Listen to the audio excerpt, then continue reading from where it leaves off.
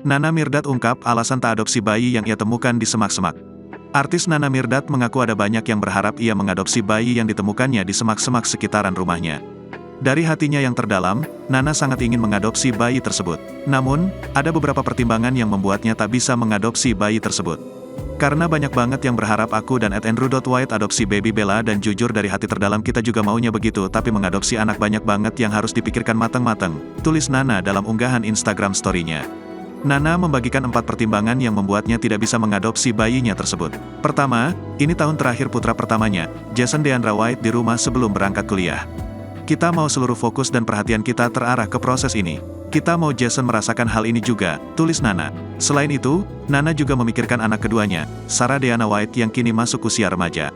Ia ingin fokus pada anak keduanya ini. Menurut Nana, membesarkan anak remaja butuh waktu, energi, dan juga perhatian yang penuh.